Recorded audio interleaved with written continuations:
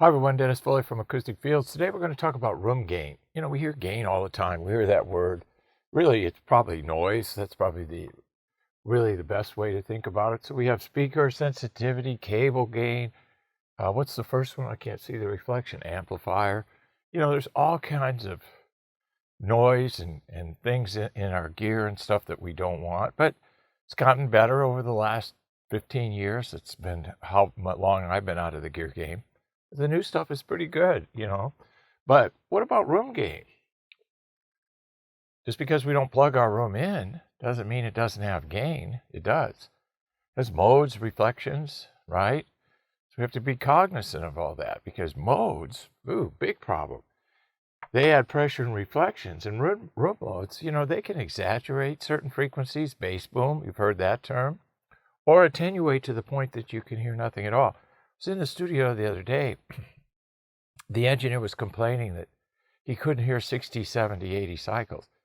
Well, that's floor to ceiling, okay? And he didn't have any treatment on the floor to ceiling. So we put platform in for him because he had, you know, some foam on the ceiling to manage middle and high frequencies, but he didn't have that 60 cycle horsepower that he needed. So we put a platform, smooth right out for him. So you got to keep focused on where the problem is and treat that at all. We know with modes you hear too much or nothing at all. Reflections, big problem with reflections is they all kind of add up together and create, you know, a reverb time, which is a measure of decay, which has a negative impact on speech intelligibility, how many words in a 10-word sentence we can hear. So it's critical. So we got to locate the frequency and the amplitude of the pressure problem. All rooms, this wall might have 30. This wall might have 40. The floor to ceiling might be 50. Different frequencies, different strengths, different amplitudes, different treatment, different types. This would be ACDA because it goes to 30. This would be carbon panel. This could be a couple different problems or products, the CPA. So it's a necessity to quantify and qualify the problem because that's going to determine the type, amount, and position of treatment, okay? So we want to keep all that in focus. Amount we see is the missing variable.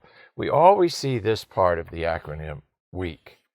Now, I know that's due to budget and space mainly, but in acoustics, you know, if we've got this 30, 40 cycle problem, you have to reach what we call critical mass. I mean, you got to have so much material to have an audible impact. You put in 1 or 2 units, you know, 12, 25 square feet. Each one of our units is 12 square feet. So 2 units, 24 square feet. It's going to hear a difference, but it's not going to be much.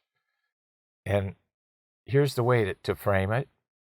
You're going to hear more of what you didn't treat than what you did. That's how it's going to end up. That's how it's going to end up getting together. So you'll hear an improvement, but you'll hear also what's left to be treated, and that can be even more pronounced. We go through this in churches all the time. Most of the time, we can manage reverb issues on the 4 walls in churches.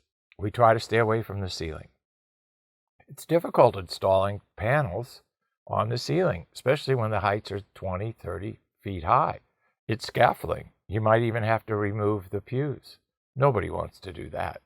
So we try to do it on the walls, the 4 walls, which about 90% of the time we can, if we've got enough surface area to work with, and we got a big enough budget.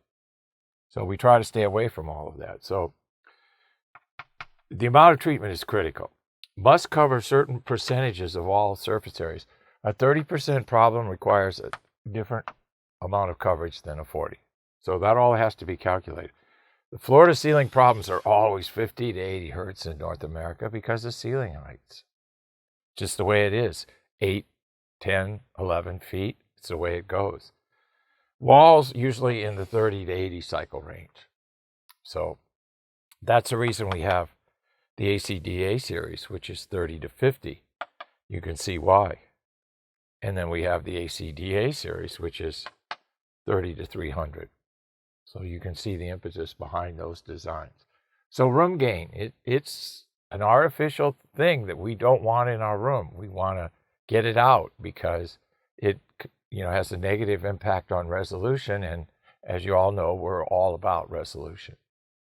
Room gain. Hope this helps. Thank you. Thank you for watching this video. And if you liked it, please give us a thumbs up.